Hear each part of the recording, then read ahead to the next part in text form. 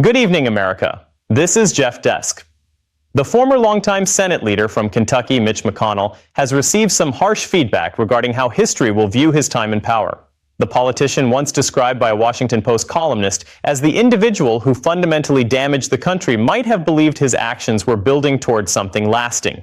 Yet recent developments suggest that many people across the nation, even within his own party, will remember him with deep resentment. Details coming up right now on this edition of the show. Hello, everyone, and welcome back to the program. I'm your host, and I truly appreciate you tuning in today. Before we dive into this latest political controversy, I want to extend a sincere thank you to those who sent kind messages or offered support through contributions while I recovered from my recent jaw procedure. Any remaining effects from that are minor, and I appreciate your patience. If you haven't already, make sure to check the link below and join our updated channel subscription. You'll get the latest updates on American political developments, along with some lighter moments like the one we're covering here. It's hard to overlook Mitch McConnell, who remains one of the most widely disliked figures in public life, especially when you consider the current tensions in national leadership. This is the same senator accused of blocking a Supreme Court nomination, undermining efforts to hold a former president accountable during impeachment proceedings, and consistently prioritizing policies that burdened everyday working families. Just over a year ago, he delivered what many saw as welcome news. The veteran Senate Republican announced he would not pursue another term in 2026. During his remarks to fellow senators about stepping away after multiple decades of service, he stated that important tasks remained ahead. He noted that efforts to bolster the nation's military strength had begun long before his arrival, but had weakened over time. He emphasized that he still had responsibilities to fulfill before departing. At last, it appears McConnell is preparing to exit the stage, granting the country a measure of relief. What more could one ask for? Now in his early 80s, signs point to declining well-being for the senator, not only from occasional public moments where he appeared to stall while speaking. Following his decision to step down from leading Senate Republicans, he has faced various medical challenges. Recent reports from a local Kentucky station indicate that Senator McConnell was discharged from a hospital in the nation's capital after more than a week of treatment for symptoms resembling the flu. According to his office, the 83-year-old is recovering and has been advised to handle duties remotely for the time being. He wraps up his 7th full term after 4 decades in the Capitol. Interestingly, that flu-related hospital stay seemed to serve as a stark reminder to the public that this long-serving figure is, in fact, still among the living. At times, it's almost easy to lose sight of that reality. For a period, some observers half-jokingly wondered if he resembled an outdated creation from a puppet studio, far less convincing than the characters brought to life by skilled artisans. Hearing about his recent illness only reinforces how much more lifelike those fictional figures can seem compared to certain real-world politicians.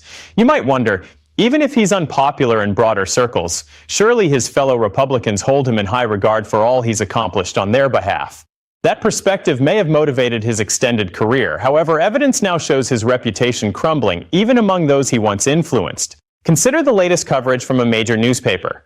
Right now, 3 Republican contenders are competing fiercely for the party's nomination to fill his seat in Kentucky. Remarkably, each one is building their campaign, at least in part, around criticizing McConnell to different extents. Despite his record of Senate successes, he has long struggled with personal approval ratings, including back home in his state. Adding to that, all 3 leading candidates in the Republican primary are actively positioning themselves against him, and notably, each has past professional ties to the senator himself. Take Daniel Cameron, the one-time state attorney general, often viewed as a close ally and rising star under McConnell's guidance. His campaign features commercials depicting him discarding a life-sized cutout of the senator into a garbage bin. Some might argue for a more dramatic disposal, but the message is clear.